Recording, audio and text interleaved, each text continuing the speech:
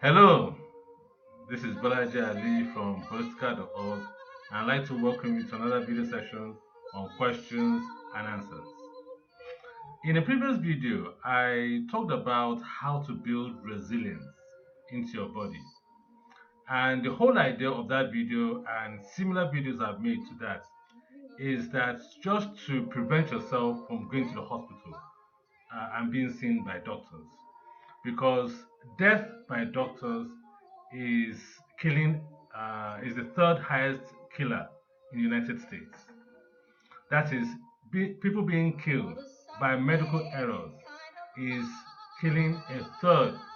It's the third highest killer in the United States. Now, the United States is being seen as one of the most medically advanced in the whole world.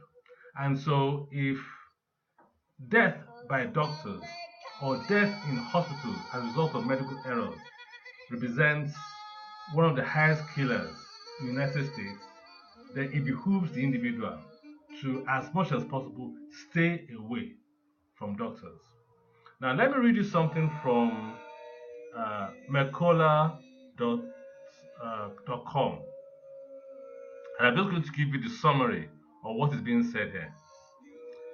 It says, and this is talking about death by doctors, preventable medical errors kill around 440,000 patients each year. 440,000 patients are killed by medical errors. That is more than 10 times the number of deaths by motor vehicle crashes. 1 in 25 patients end up with a hospital acquired infection. In 2011 alone, 75,000 people died as a result. Among medical patients, hospital acquired infections affect 1 in 9 patients. Staggering, eh? Only 6% of US hospitals receive top scores of preventing common drug resistant infections. The number one cause of the spread of infections is lack of hand washing among nurses, doctors, and patients. This is a staggering statistic from the United States, and I wonder what those statistics represent in different countries. So, in the previous video, I talked about pneumonia and how pneumonia is being treated in hospitals, and for the most part, you're being placed into induced coma, which can often lead to death. And I talked about that in that video to a large extent.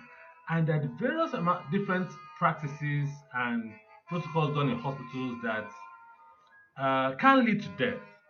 So here we talked about medical errors that lead to death. We talked about the spread of preventable infections in hospitals. We also talked about certain medical practices and protocols also done in hospitals that ultimately can lead to one's death. So, and that does not include the operations that go wrong. It does not include the practice of giving out chemotherapy for cancer patients that ultimately kills the patients. It does not include the vaccinations, the and so many horror stories that comes out of hospitals. Now, I do know that doctors and nurses are doing the very best to help patients, but they are working in an environment that is constricted by the medical establishment to use only a few protocols that ultimately does not help the patient and sometimes can lead to the patient's death. So this is why I appeal to you to to take the very best care of yourself. Don't always rush to your doctor by any flimsy excuse of having colds or flus or fever. These things you can take care of it yourself by now. If you watch many of my videos, I have put out many treatments and modalities that you can use at home without the interference of any medical practitioner. So I hope you take these views on board to build resilience between yourselves and your family members, and God willing, you'll be able to stay off the course of going to doctors frequently and not being one of the statistics being mentioned in this video. I'm Balaji Ali from holistica.org. I thank you for watching this video. If you found this video informative and interesting, you can share this with your friends, family, and associates. And for those of you on YouTube, don't forget to click the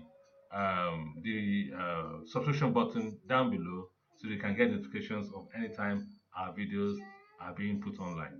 So I hope to see you in the next video. Take care of yourselves and your family. Remain blessed.